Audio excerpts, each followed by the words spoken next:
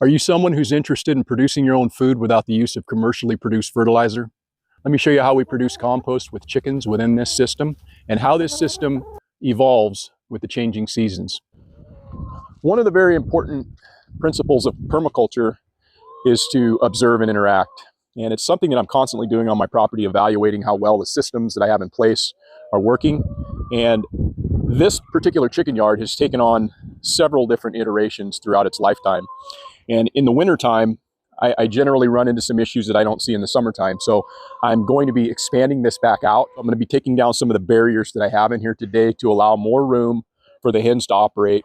If I don't, it just winds up getting too wet in the area where I've got most of my compost. In addition to that, I'm going to be adding some additional birds. I'm going to be getting another order of Novagen chicks in here this month.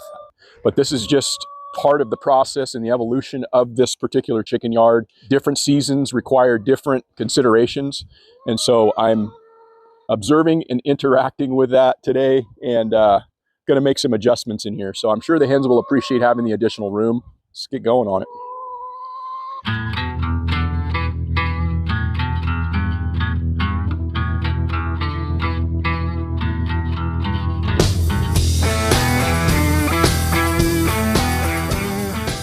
Somebody who's free-ranging your birds, or somebody might like to, but have a real concern about them getting into your garden beds, digging up your tulips, digging up the things that you've planted, let me show you an idea that I had this past summer that worked very well in this chicken yard, where I put cattle panel down. Let me show you. So I wanted the hens to concentrate their activity over here, and they had full access to this corridor here that runs from the coop and all the way around the yard. However, I wanted them to not be digging massive holes over here and dust bathing. So I wound up putting cattle panel down, and it was a very effective deterrent and discouraged them from digging. But as you can see, it's just kind of below the surface here, and that's the standard size cattle panel. And here in this corridor, I wound up putting the 4-inch cattle panel because I had some scrap laying around that worked well for that. And this is actually more of an effective deterrent just because of the tightness of those squares. But they have full access to this entire corridor. But as you can see, they've been fairly well discouraged from scratching there, and they'll wind up concentrating their activity over here. Yeah, I've decided to utilize all these milk crates and expand this yard, utilizing them as the barrier at this point. What expanding them into this area will do for them is it will provide them access to all of this wood chip, which in some instances it's probably close to a foot deep. And as you can see here, when I get down here, you can see the depth of it, and there's going to be a tremendous amount of soil life that they will have access to. A lot of things in there that the hens are going to find very interesting.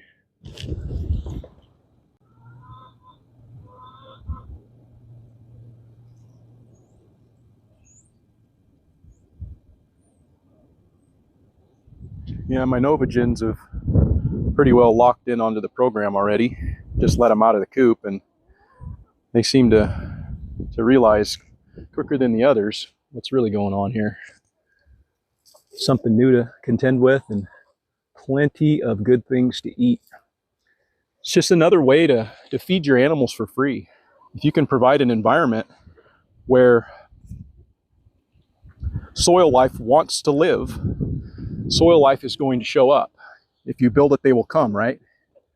All of this out here is loaded with food for these hens. I could easily not feed these hens in here probably for the rest of January, and they would have plenty to eat, plenty of nutrition, and plenty of exercise. They're doing what chickens do in a free-range environment. They're hunting, they're searching for food that they most want to eat. They're eating things that you can't even see what it is that they're eating, but they clearly know what they're doing. Yeah, these Novagen hens that I have, every one of them right now is actively getting after it. And that's just what they do all day. In addition to that, they lay some of the most amazing eggs. Take a look at this, for example. This is what they left us, what is today? January 1st. Yeah, it's New Year's Day. We got another 4, 5, 6, And I guarantee you there will be another one later because we have a late laying hen. That'll be 7 more eggs from 7 hens.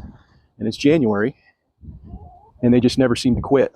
If I get down in here, see if this, yeah, it's a little, you guys want that? Yeah, it's a little tangy. So that's just telling me that it needs more oxygen. It needs to be opened up. And so I'll help out here, let the girls get into this pile, and then they'll do the rest of the work. We work together pretty well as a team.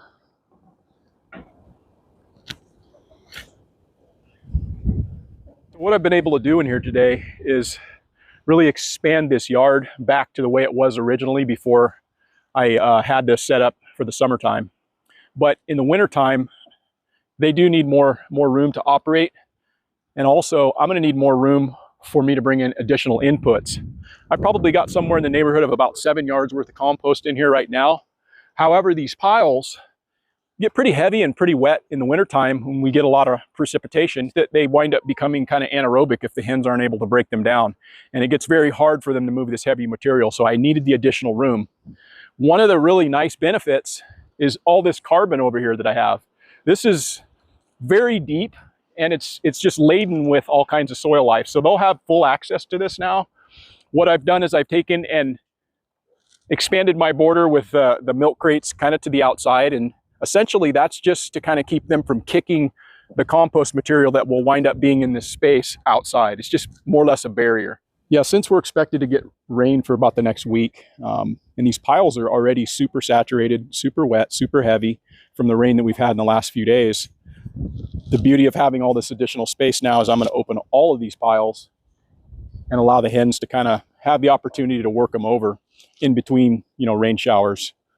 I typically wind up leaving them in their coops during wet, stormy weather. So these piles are not going to get the attention that they generally get when the weather's good. So this is a great opportunity to go ahead and open up, let them benefit from all of that soil life. Yeah, this pile smells good. It's just that pile right there for now that was a little bit wet down on the inside. The hens have been breaking all these other smaller piles down. Plus these piles are in the neighborhood of 2.5 to 3 months old. They're probably going to remain in here for another couple of months. So by the time these come out in the spring, they're going to be, very well conditioned at that point. And again, I would expect that pile, and the one behind me here as well, to just be, not really having any funk to them, because these have been getting tore up every day. That's just the one pile over there that, they hadn't really been able to move, because that's the freshest pile that's just been recently put in here. So there's still a lot of things like I showed earlier, the matted grass, and there's manure and things like that you can still detect. But this has all had, pretty ample opportunity to be worked over. But we're going to continue to work it. A little teamwork.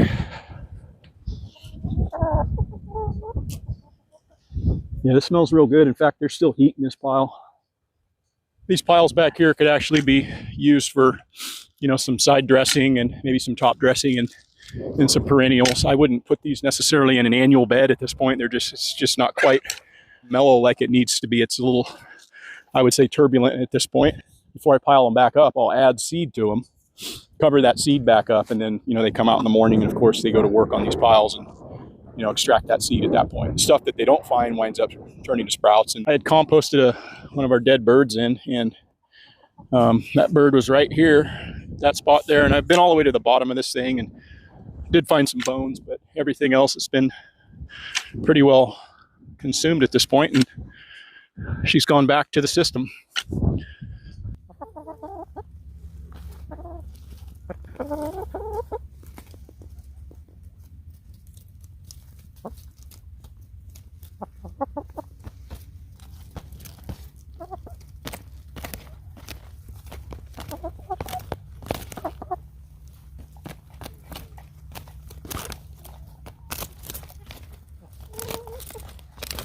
Hey, if you like this sort of content, check out some of our other videos in our chicken playlist.